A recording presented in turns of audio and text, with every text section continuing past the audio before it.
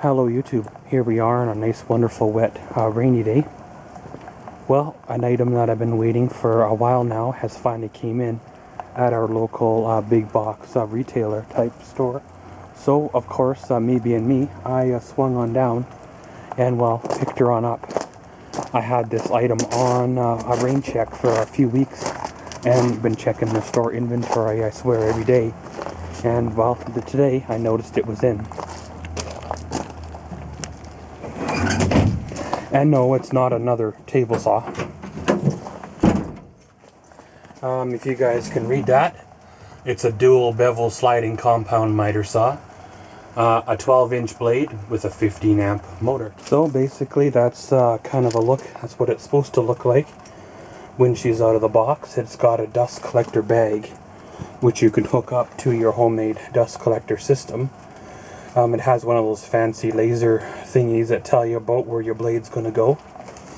It does dual beveling between 0 to 45 degrees left and right.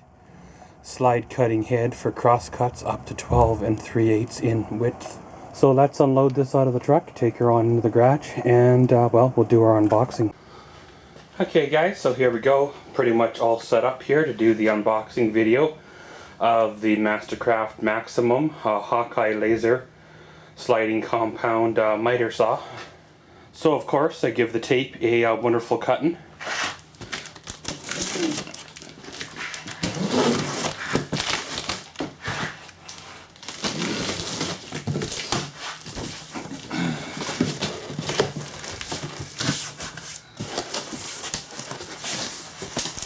And of course, once you got the flaps open, you notice some of the added accessories.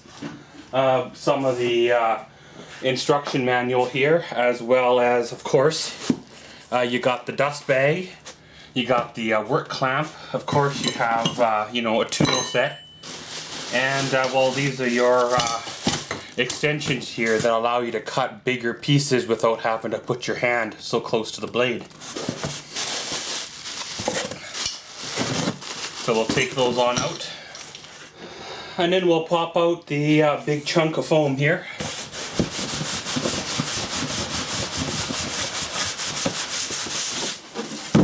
Exposing, well, the saw itself. So of course, first impressions of the saw is it's a fairly large saw. It's you know, quite a good size. It's not a tiny saw. Of course, with the 12-inch blade and, well, the slider, it does take up, well, it will take up quite a bit of room. Pretty much just got her all wrestled out of the box up here on the display table. We'll start by getting the plastic off first.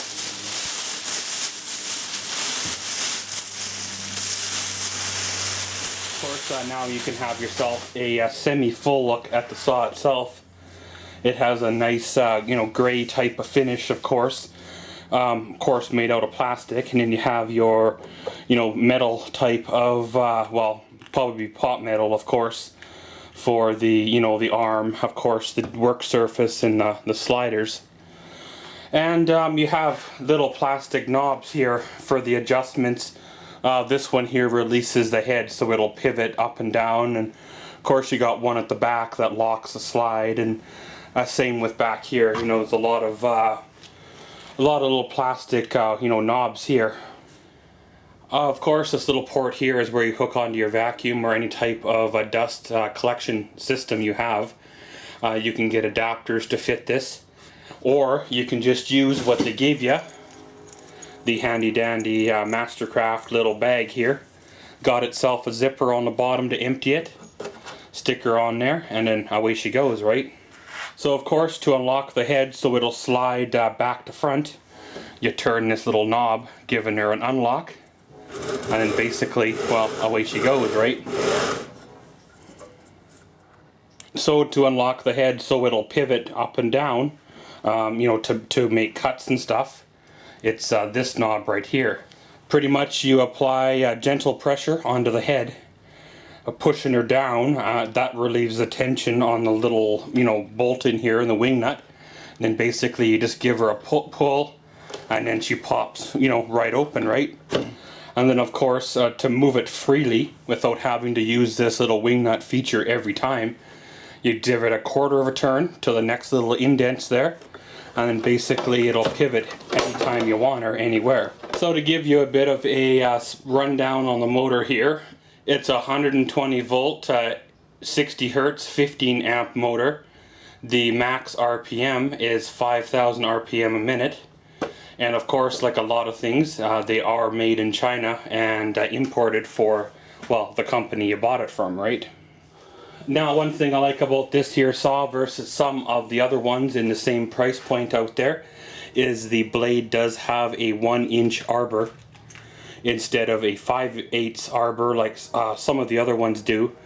With the 1-inch arbor, it opens up a whole wide range of blades you can use. All sorts of blades, from cutting hardwood floors to cutting like laminate flooring to cutting melamine, cutting MDF, all sorts of fine finish work, and of course the coarse blades as well.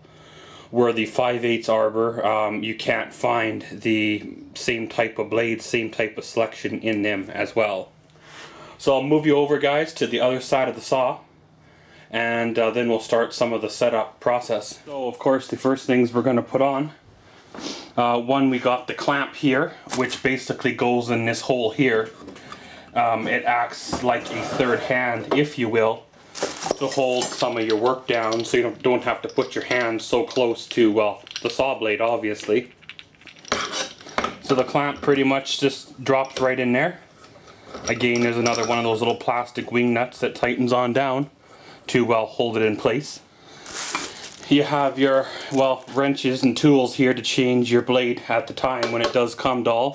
Pretty much this is all you need to do a successful blade change. So of course the next pieces to put on here are the little bed extensions here. Essentially they do extend out further from the blade to give you more stability when you're cutting longer pieces. So of course there's little set screws in here to keep it from sliding on out. We got to spin them off before we can slide them on in the holes. So then of course, once you got them slid in the holes there, take your 2 screws, the ones you backed out earlier, tighten them on into those little keepers like I showed you earlier, and then basically they're installed. So then of course repeat the same for the other side, and then they're both installed. So pretty much, guys, once you got all those in there, you're basically ready if you want to start cutting. You know, you just extend these out. Gives you better stability while you're cutting. You have your angle adjustment here for like your 45s, you know, your 50s, your 20s, whatever you want to do there. Basically you just loosen the knob here, which basically unlocks it at the pivot point here, and then flip the little orange switch with your thumb down, and then she pivots quite easily, right? Then she locks into place to whatever angle you want, whether she's a 50, 20, 15, 30, whatever angle you want. If you want her back to 0, put the dial back to 0, lock her on down, and then away she goes. Okay guys, so of course before we start cutting, give you a rundown on the controls. Of course this is the safety here. This of course is the trigger itself. The trigger will not depress unless the safety is pressed. And of course this is the laser light up here to give you an indication of approximately where your blade is going to touch down when you go to cut. But just to give a little bit of a rundown on the saw, again the motor is a 120 volt, 15 amp motor. This speed is 5,000 RPM. It does come with a 12-inch 60-tooth carbide tipped blade, so that'll get you started for most of the projects you're doing. The laser is a class 3A.